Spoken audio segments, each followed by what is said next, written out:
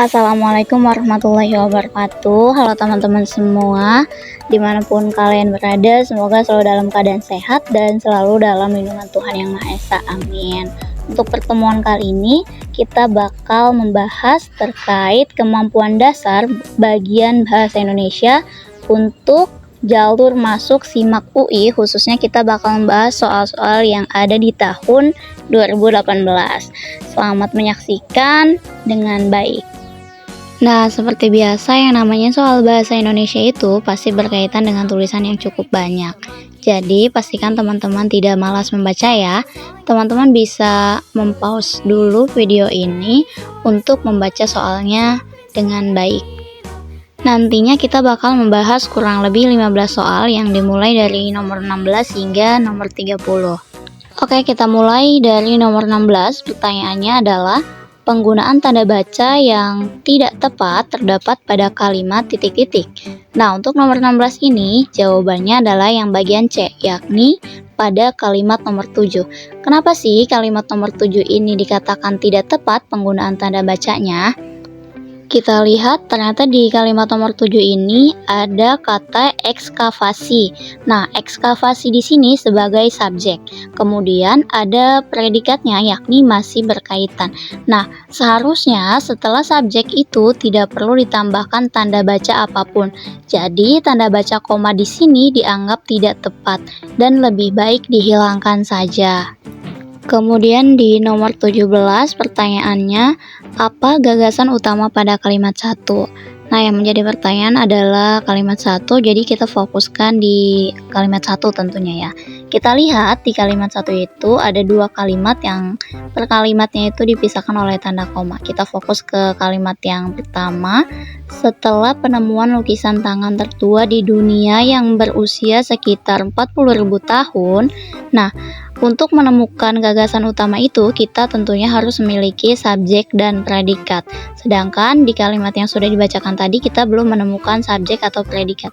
Kita baru menemukan yang bagian keterangan. Sehingga kita harus membaca di kalimat selanjutnya, sejumlah peneliti gabungan melacak jejak manusia purba yang berkaitan dengan lukisan tersebut. Nah, barulah di sini kita menemukan subjeknya yang bagian sejumlah peneliti gabungan dan predikatnya yang bagian melacak jejak manusia purba. Sehingga bisa kita simpulkan bahwasanya gagasan di kalimat 1 itu yang bagian C, yakni peneliti gabungan melacak jejak manusia purba. Kita lanjut untuk soal nomor 18. Apa inti pesan yang dikemukakan oleh Dr. Adam Broom pada paragraf 2? Nah, di sini di paragraf 2 itu artinya kita memulai dari kalimat 4 hingga kalimat 6. Setelah diperhatikan dengan baik, ternyata ada beberapa poin yang disampaikan oleh beliau. Yang pertama itu tentang pentingnya penelitian yang sudah dilakukan ini, penelitian yang berkaitan dengan manusia purba dan juga yang berkaitan dengan sosial dan budaya. Artinya, untuk pertanyaan nomor 18 ini jawabannya adalah yang bagian E, yakni penelitiannya bernilai penting untuk menjelaskan kehidupan sosial budaya manusia purba.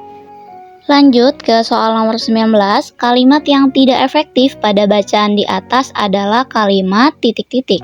Nah, 19 ini jawabannya adalah kalimat 11. Kenapa kalimat 11? Kita lihat, ternyata di kalimat 11 itu yang bagian awal kalimatnya ada kata hubung yang dimana yang di sini tidak memiliki fungsi. Jadi sebaiknya dihilangkan saja karena justru kalau dipakai menjadikan kalimatnya tidak efektif. Jadi seharusnya temuan membuat arkeolog optimis akan menemukan penghuni atau manusia yang berkaitan dengan lukisan dan perhiasan itu. Kemudian di soal nomor 20, kata optimis dalam kalimat 11 bermakna titik-titik. Nah, kita lihat optimis di sini artinya itu adalah penuh harap. Jadi jawabannya adalah yang bagian B ya. Sebab setiap yang berhubungan dengan kata optimis pasti selalu berkaitan dengan sebuah harapan. Kita lanjut ya ke nomor 21. Di sini kalimatnya atau pembahasannya sudah berbeda, jadi teman-teman boleh di pause dulu untuk membaca kalimatnya. Kemudian pertanyaannya untuk nomor 21, gagasan pokok bacaan di atas adalah titik-titik. Nah, yang ditanyakan adalah gagasan pokok bacaan. Artinya kita mencari gagasan pokok dari seluruh kalimat yang disediakan. Jadi di sini kalimatnya ada kurang lebih 16 kalimat. Untuk menemukan gagasan pokok itu, kita bisa melihat apa sih yang sering dibahas di kalimat tersebut. Nah, setelah diperhatikan baik-baik, ternyata yang sering muncul di kalimat ini adalah ada 3 poin. Yang pertama tentang simpanse, kemudian tentang manusia, dan membahas tentang perbedaan kekuatan otot di antara keduanya. Sehingga yang menjadi gagasan pokok untuk nomor 21 itu adalah yang bagian E, yakni perbedaan kekuatan simpanse dan manusia berdasarkan keadaan otot. Kemudian nomor 22, kata menggali dalam kalimat 4 bermakna. Nah, kita lihat ya, kita perhatikan kalimat nomor 4 itu kalimatnya adalah untuk mengetahui yang sebenarnya, para peneliti menggali literatur dan memeriksa kembali semua temuan. Nah, jawabannya untuk nomor 22 itu yakni mengkaji. Karena menggali di sini berkaitan dengan literatur. Literatur itu semua hal yang berkaitan dengan ilmu pengetahuan, sehingga di sini arti dari menggali adalah mengkaji ulang. Jadi kita bisa melakukan penelitian ulang atau mencari keabsahan data supaya datanya lebih valid dan lebih bisa dipertanggungjawabkan. Jadi jawabannya yang bagian C ya. Oke, kita lanjut ya untuk nomor 23. Pertanyaannya, untuk memperbaiki kalimat 2 yang harus dilakukan adalah titik-titik. Nah, kita lihat di kalimat 2 itu kalimatnya adalah, namun kebanyakan studi dilakukan yang berdasarkan pada kemampuan simpanse dan manusia untuk mengangkat beban berat dalam ukuran tertentu. Nah, di sini jawabannya adalah yang bagian C, yakni membuang kata yang. Karena kata yang di kalimat 2 ini tidak memiliki fungsi sebagai konjungsi atau kata hubung.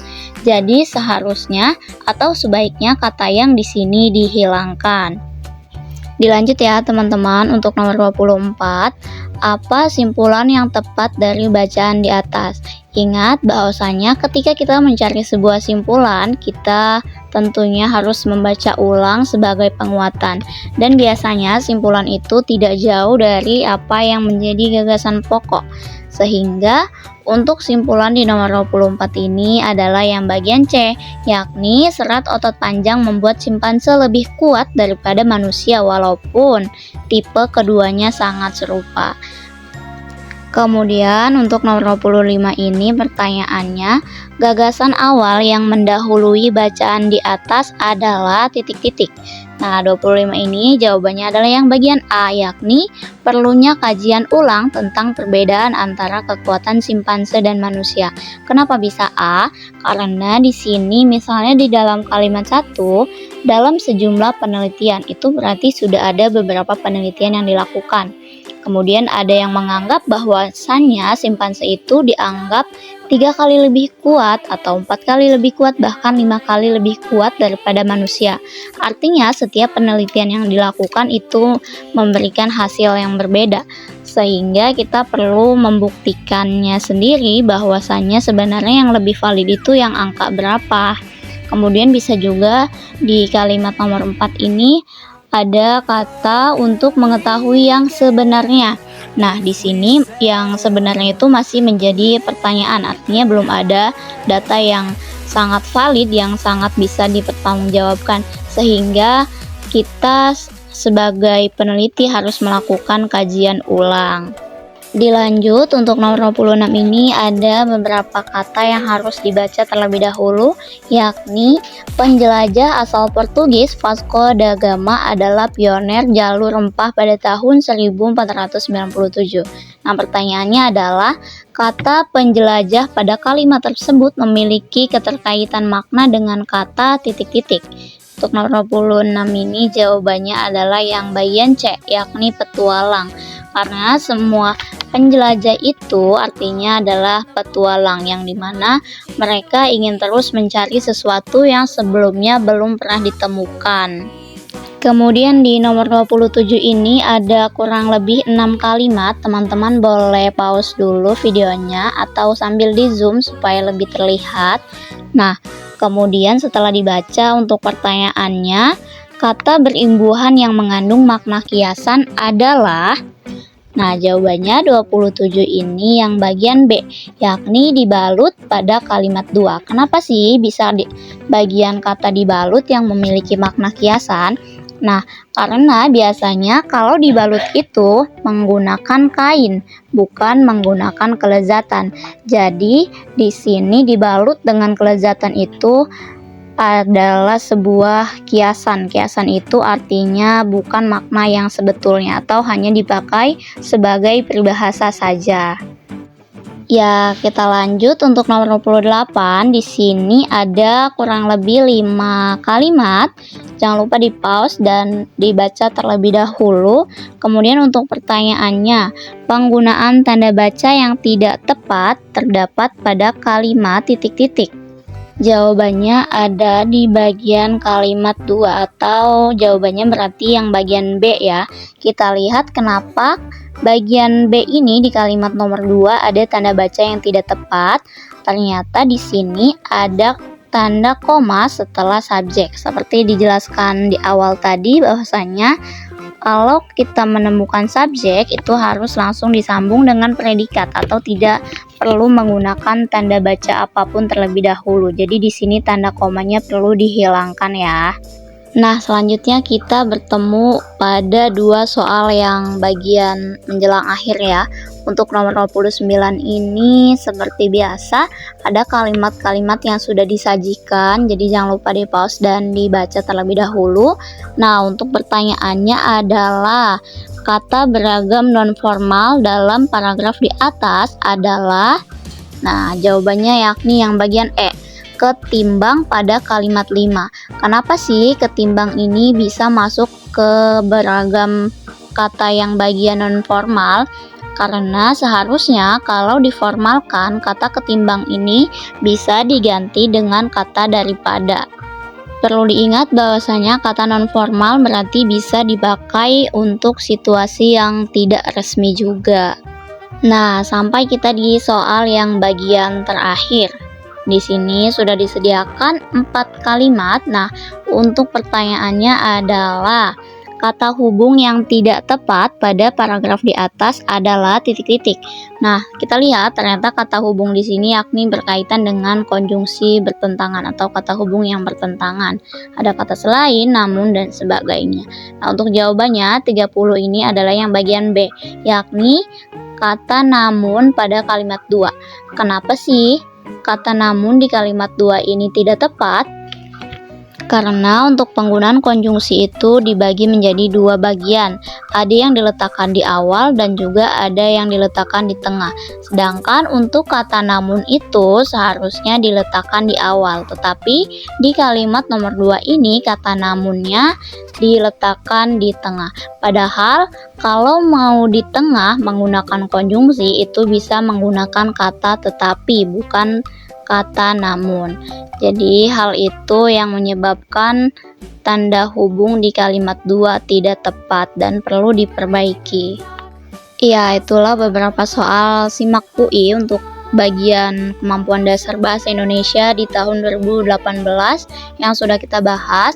Semoga teman-teman semua yang sudah menyimak dengan baik bisa mendapatkan ilmu pengetahuan baru dan tentunya video ini membawa manfaat untuk kita semua. Apabila ada yang ingin ditanyakan, boleh teman-teman sampaikan lewat kolom komentar. Nah, dari aku atas segala kekurangan dan kelebihannya aku ucapkan mohon maaf. Dan aku akhiri, wassalamualaikum warahmatullahi wabarakatuh. Terima kasih banyak.